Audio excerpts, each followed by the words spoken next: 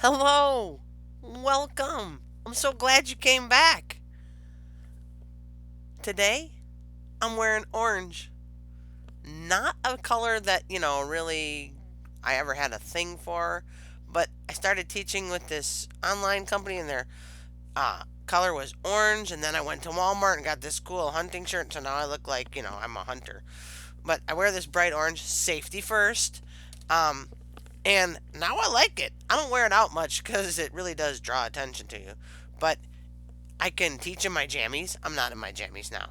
But it's orange. My grandma, she told my mom one time, well, this is what I remember. She said, nobody looks good in orange. Maybe she's right. I don't know. But orange is the color of the day because it's bright and cheery. And while I'm filming this, it's not really bright and cheery outside. And we're probably a full week into the, social distancing, staying away from each other, but still being friends. And, we're going to get through it. And we've been out of school for a week. And as teachers, we're like, ugh, good golly. As much as you wanted to get away, this isn't the way we want to do it. And students, you're tired of being at home too. Maybe not, but I hope you are, because I know I miss seeing my students, and I'm pretty sure all the teachers out there miss seeing their students. But here we are, and today is episode 4. Yes, one more. Now, if you're working on tone, this is a good method. Yes, one more, or yes, one more. Tone, it all depends. So I hope you're like, yes, one more, because I am. And what's the name of the show again? Education with Rockfish. That's me, SL Rockfish. You know what I've noticed? I gotta check this out. The glare on my glasses, I'm trying to figure out the lighting and stuff, so bear with me. Again, I need to work on a lot of things while we're doing this. Editing is one of them. Don't really know that yet, so I just go whoop right through. And the glare, I gotta figure that out because I can sometimes see stuff, so I hate to do that to you. But today, I'm going to take a little break from the Golden Book because, last time we left off, we were planning our dream vacation because we're going to go there soon one day. I hope so. And we will. We just got to make a plan. It costs us nothing to plan. I would like to go to Europe. I like to go to Ireland. Egypt someday. It's a little hot, so maybe in the winter I'd like to go. But, lots of places I want to see. I want to go to China. So I have lots of plans I could make. But today we're not going to read from this because I thought I'd mix it up a little bit. Today we're going to do reading with Rockfish. Ooh, let me put this down before it falls over. Ooh, reading with Rockfish. Again, that's me, Sarah Rockfish, or SL Rockfish, whatever you want to call me. We're going to read the book Madeline. Now, if you're as old as me, or maybe even over 30, you remember Madeline. I know I sent it to my niece and nephew who are now close to 30. One of them is 30, the other one's really close. But Madeline. I loved Madeline when I was a kid because she was like this girl who lived in a faraway place. And if I'm planning a vacation, I want to go to Paris. This is the Eiffel Tower. So if you're a kid watching this, there's some place you could look up Paris, France, and an Eiffel Tower. This book's a little dated. That means it's been, was published long ago. In fact, the copyright on this thing was 1939. 1939. Madeline's been around for a long time. And then, it got published again and again.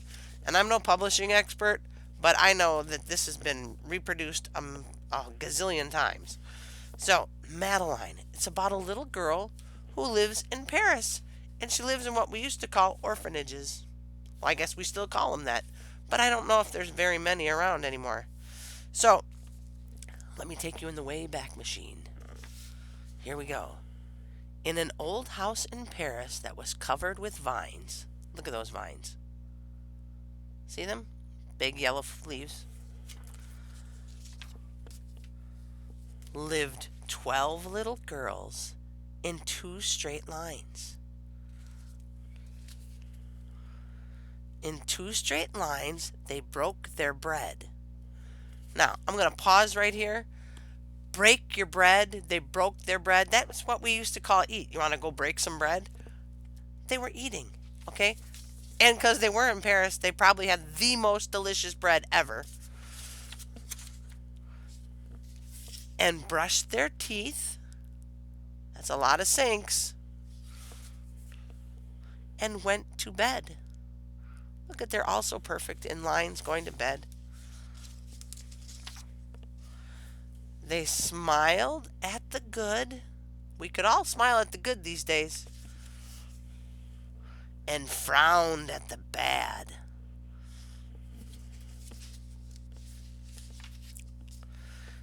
And sometimes they were very, very sad. They left the house at 9:30 in 2 straight lines.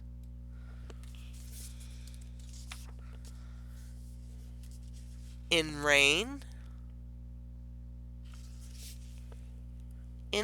or shine. They're like the U.S. Postal Service. In rain or shine. Sorry, it fuzzed in and out there. Or shine.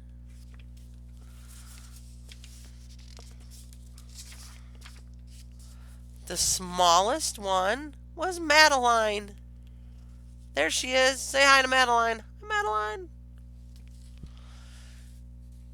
She was not afraid of mice. There she is. She's not afraid.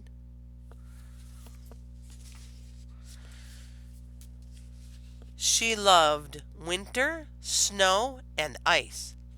She was probably from Wisconsin. To the tiger in the zoo, Madeline just said, "Pooh, pooh." That tiger trying to be all beastie. Madeline doesn't care.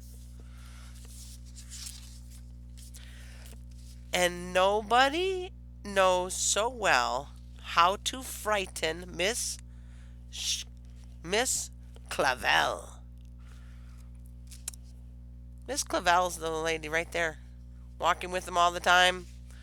I thought she was a nun, but they call her Miss Clavel. In the middle of the night, Miss Clavel turned on her light and said, "Something's not right." Oh no, what could it be? What could it be?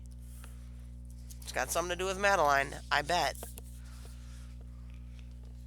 Little Madeline sat in bed, cried and cried. Her eyes were red. Poor Madeline. Where is she? Look at. She's crying. I don't see any red color, but you're going to have to take their word for it. And soon after Dr. Cone came, he rushed out to the phone. Now, you know this was a while back because they didn't have a cell phone. He had to rush out to the phone. And he dialed Danton 106. Check out that phone. That's an old school phone, not even a rotary. That's like back in the day, 1930 somethings. "Nurse," he said, "it's an appendix." Look how the nurses dressed back then. Big old wings. If you're my age or above, remember the Flying Nun? The nurses had these big things. They look like big white wings, almost like the Calatrava. If you look up Calatrava because you're not sure what it is, it looks a little like that. Okay, everybody had to cry. Not a single eye was dry. Madeline was in his arms in a blanket, safe and warm. Oh, the doctor took her away. In a car with a red light, they drove out into the night. No, Madeline woke up 2 hours later in a room with flowers. Where do you think she is? Madeline soon ate and drank. On her bed there was a crank. This is a crank. I think they have buttons now, but back then they had to roll them up so that, up, down. And a crank on the ceiling had the habit, and a crack on the ceiling had the habit of sometimes looking like a rabbit. Look at that crack on the ceiling. Now I said crank, Boys and girls, if you're reading out loud in class and you say crank instead of crack, it's okay. Teachers do it all the time. I do it all the time. And if I knew how to edit, I would take it out, but I don't. So until I do, it's okay. Outside were birds, trees, and sky. And so 10 days passed quickly by. She was in the hospital for 10 days. One nice morning, Miss Clavel said, Isn't this a fine what? Day to visit Madeline. Yay, they're going to go visit Madeline. You know Madeline's happy because 10 days without your friends. Ooh. Visitors from 2 to 4 read a sign outside her door. 2 to 4, that's all they get. Tiptoeing with solemn face. This is a solemn face. Solemn's another word for serious. With some flowers and a vase. They all have a flower, and Miss Clavel has the vase. In they walked and then said, "Ah!" when they saw the toys and candies and the dollhouse from Papa. But the biggest surprise by far on her stomach was a scar. Look at Madeline showing the scar. They had to go cut it out, so now she's got a little scar. Look at her friends are like, oh my goodness. Whoa. Goodbye, they said, we'll come again. There they are. Goodbye, they said, we'll come again. And the little girls left in the rain. They look so sad. They left their friend. I don't know, you think they're sad because it's raining or because they left their friend? Or maybe both. They went home and broke their bread. Remember, what does that mean? Yeah, they ate dinner. Brushed their teeth and went to bed. Empty bed, no Madeline. In the middle of one night, Miss Clavel turned on the light and said, something is not right. What could it be? And afraid of disaster, there she goes, she's running. Ooh, she gets her, comes running down. What is the disaster? I don't know. Miss Clavel ran fast and, you guessed it, what do you think? And, right, faster. Look how, boom. Now if you're, look at that, how fast she's going. The wind's making her habit fly. Or her veil, if you're not sure what a habit is.